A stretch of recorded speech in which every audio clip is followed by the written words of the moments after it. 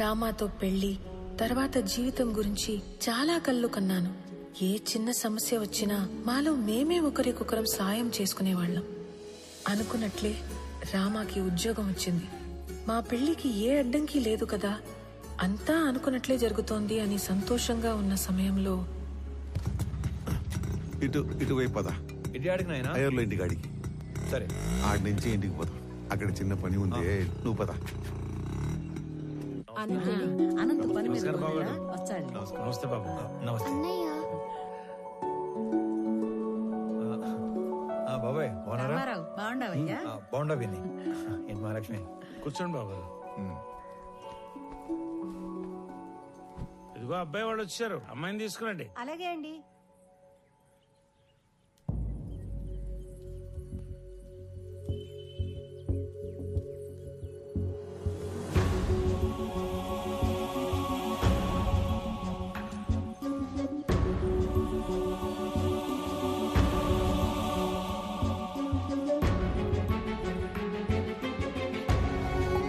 ఒక్కగానొక్క కూతురు, పేరు నందిని.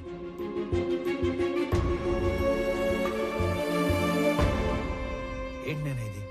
ఎవరి అమ్మాయి? మాలిని గురించి మీకు తెలుసు కదా? తెలిసే వీళ్ళని రమ్మని చెప్పినాను. మాలినికి పెళ్ళైపోయినది.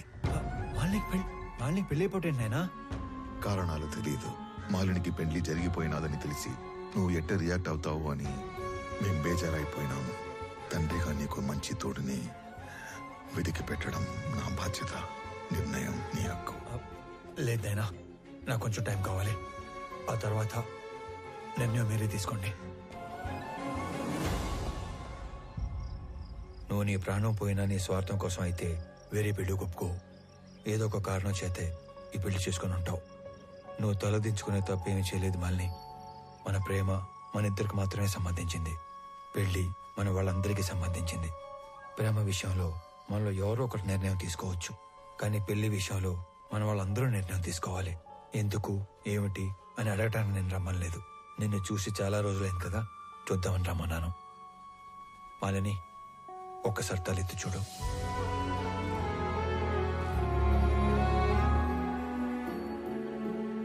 నీకు చెప్పకుండా పెళ్లి చేసుకున్నందుకు నీకు ఏ సమాధానం చెప్పుకోవాలని ఇన్ని రోజులు ఎంత మదన పడ్డానో తెలుసా?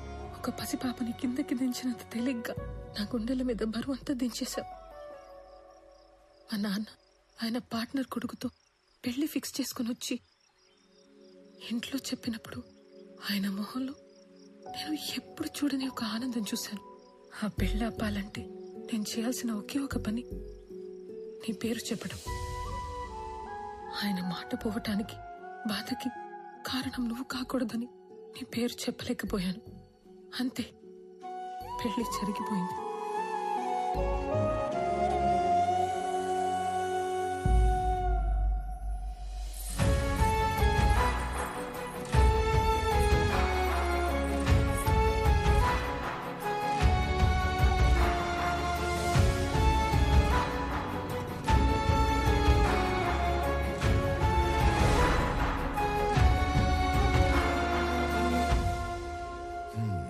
మన ఇంటి కోడలుగా రావాల్సిన అమ్మాయి పాపం తలరాత.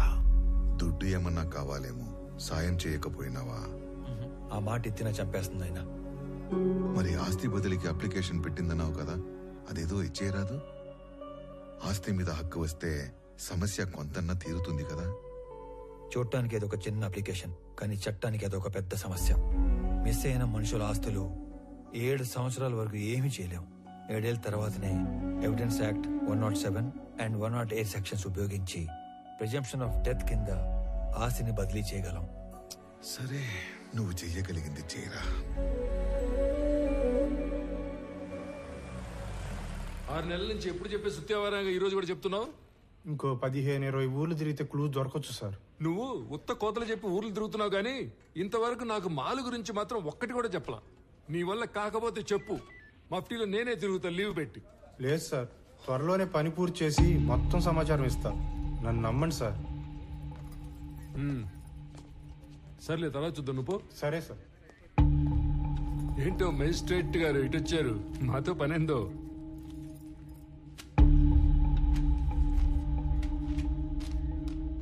అరే ఇది మిస్సింగ్ కేసు.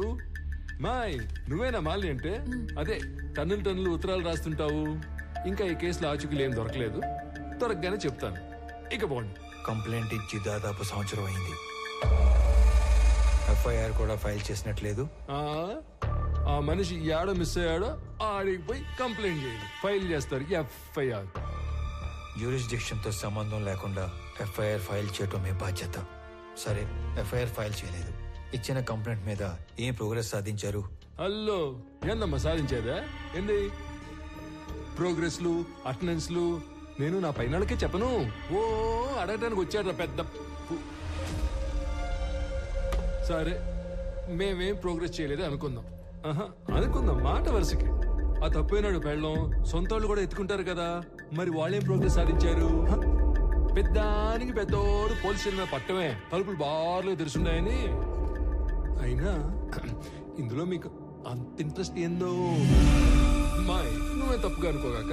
అనుకోలే. ఆమెకి తోడుగా నేను ఇక్కడికి రిక్వెస్ట్ చేయడానికి రాలేదు. ఒక సబ్ డివిజన్ మ్యాజిస్ట్రేట్ గా నా పరిధిలో ఉన్న ఒక పౌరుడు మిస్ అయ్యాడు. దాని గురించి ఎంక్వైరీ చేయడానికి వచ్చాను. సత్తిగా ఇట్లారా సార్. వాడెవడో సురేంద్ర అంట, ఊరంతా తప్పులు చేసి పారిపోయాడని వేరే ఎవరితోనైనా చీటింగ్ కేసు పెట్టించు. Okay sir. కావాలని కనుమరుగైనట్టు రిపోర్ట్ రాసి వాడి కేసు క్లోజ్ చేయి. ప్రతి ఓడికి జవాబు చెప్పాలంటే దేవుడు రోజు 48 గంటలు ఇచ్చినా సరిపో. పండి పండి, మేము భోజనాలు పెట్టాం ఇక్కడ.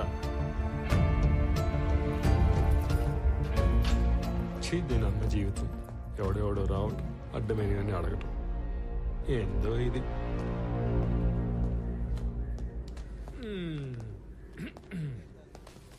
శ్రీకాకుళంలో వీడేసిన ఎక్స్ట్రాలకి సబ్ కలెక్టర్ రేంజ్ నుంచి డిమోట్ చేసి టెంపరీ పోస్టులు వేసాడు. ఏదో పెద్ద హోమ్ మినిస్టర్లా వివరాలు అడుగుతున్నాడు బాబు. అదేదో మనం ఓరకనే కూర్చొని ఆలోచన చెప్పుకుంటున్నట్టు కటింగ్ ఇస్తున్నాడు. ఏంది సార్? మళ్ళీ వచ్చావేంది? ఏదో రాంగ్ కేసు పెట్టి కేసు క్లోజ్ చేద్దాం అనుకుంటున్నావేమో. చీటింగ్ కేసు కాదు ఇది, మిస్సింగ్ కేసు అని నేనే ట్రేస్ చేసి అఫీషియల్ గా నీ చేతే ఇన్వెస్టిగేట్ చేయిస్తా. నువ్వు ఈ స్టేషన్ లో ఛార్జ్ తీసుకున్న తర్వాత 2 లాకప్ డెత్లు జరిగాయి. నిన్ను ఎంక్వైరీ పేరుతో 3 పూట్ల నా ఆఫీస్ చుట్టూ తిప్పి 3 ఏళ్ళు ఇంట్లో కూర్చోబెడతాను.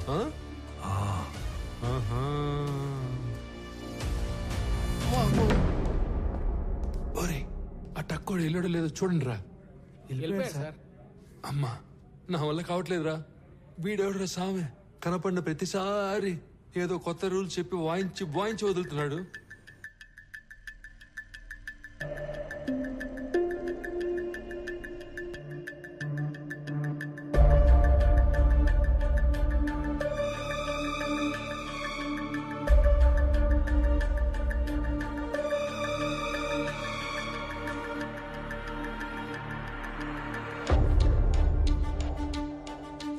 ఇతనే వర్మ.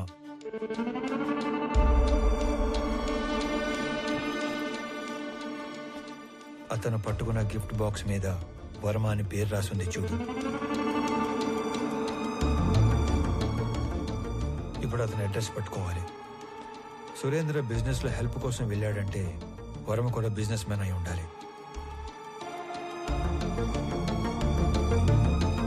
ఓకే, మీ ఇంట్లో పాత క్యాలెండర్లు, డైరీలు ఉంటే తీసుకుని రా.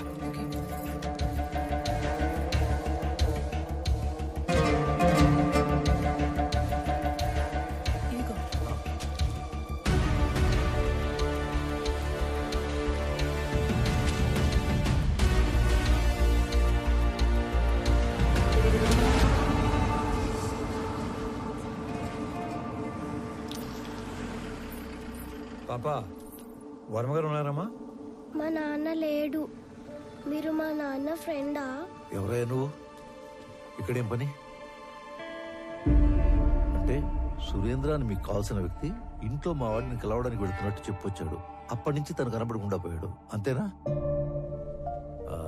అది కూడా ఏడాది క్రితం అంటున్నావు. నువ్వు హార్స్లీస్ నుంచి శ్రమపడి ఇంత దూరం వచ్చావు. మా వాడు దుబాయ్ వెళ్ళి చాలా కాలమైంది. అయినా మా వాడికి సురేంద్ర అనే పేరుతో ఎవరు ఫ్రెండ్స్ లేరే. ఇదేంటి, మీ అబ్బాయి కదా? ఆ పక్కన ఉన్న పెళ్లి కొడుకు పేరే సురేంద్ర.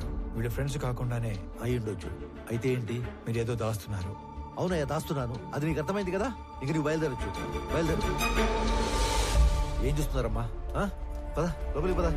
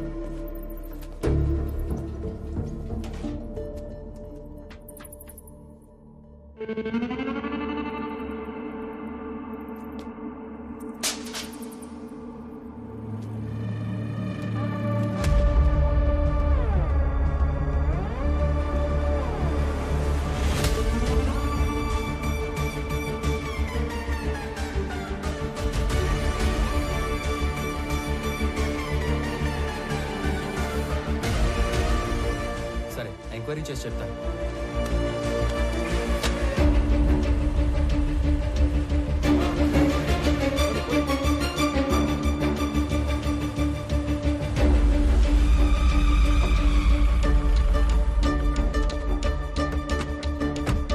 నమస్తే సార్. నమస్తే సార్. మీరు అడిగిన డీటెయిల్స్ ఇందులో ఉన్నాయి సార్. ఓకే, ఒక 2 minutes. ఇటు వచ్చేయండి.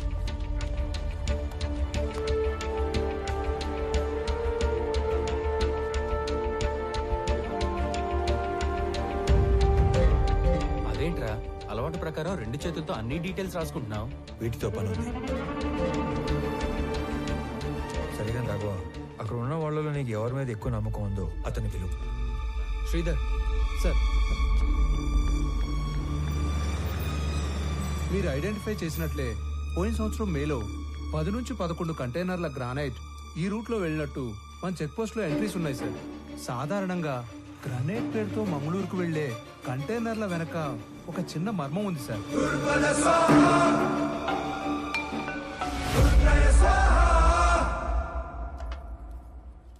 పెద్దమ్మ చిన్నోడికి ఆవుపాలు అడిగినావుగా, ఇగో. అరే అనంతు, వేడివేడిగా ఉంది, తిందుగందా? లేదులే అన్నా, అర్జెంట్ గా పోవాలా.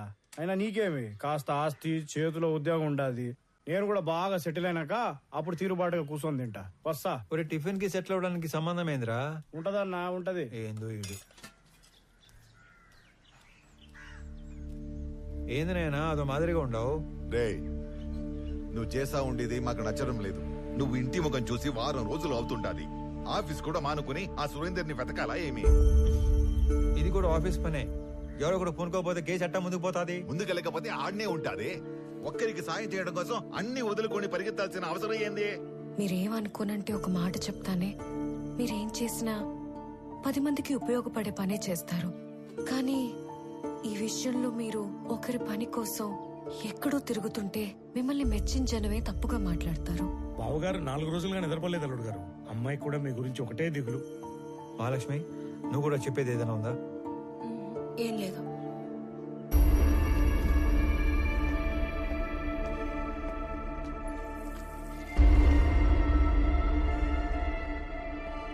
మీరు అనుకున్నట్టు నేను కేవలం మాలిని హస్బెండ్ సురేంద్ర ఒక్కడి కోసమే ఇన్ని రోజులు తిరగలేదు.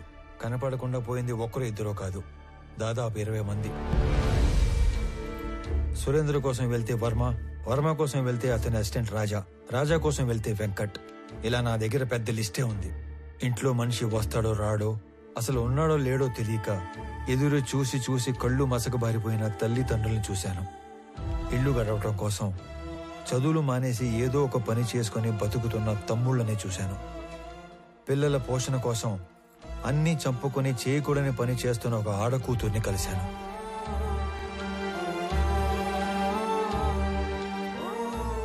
మా కొడుకే మాకు ఆధారం. వాడిని వెతకడానికి వెళ్ళే ఇలా కాలు పోగొట్టుకున్నాడు.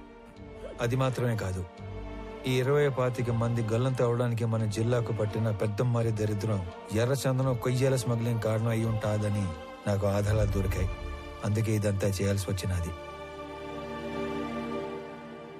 నేను ఒక వారం రోజులు కనపడకపోతేనే ఇంత బాధపడుతున్నారు. 20 మంది ఇళ్లలో కొన్ని నెలలుగా వాళ్ళు ఎంత బాధపడి ఉంటారు. భర్త కోసం భార్య, కొడుకు కోసం ఒక తల్లి తండ్రి, తండ్రి కోసం కొడుకు కూతురు కొన్ని నెలలుగా ఎదురు చూస్తున్నారు. వాళ్ళ కోసమే ఇదంతా చేస్తున్నాను. నేను కలెక్ట్ చేసిన డీటెయిల్స్ అన్ని పోలీసులకి ఇచ్చేస్తున్నాను. వాళ్ళే డీల్ చేస్తారు. ఇక నేనేమి ఇన్వాల్వ్ అవను. ఓకేనా? వెళ్ళొస్తాను నాన్న. సరే.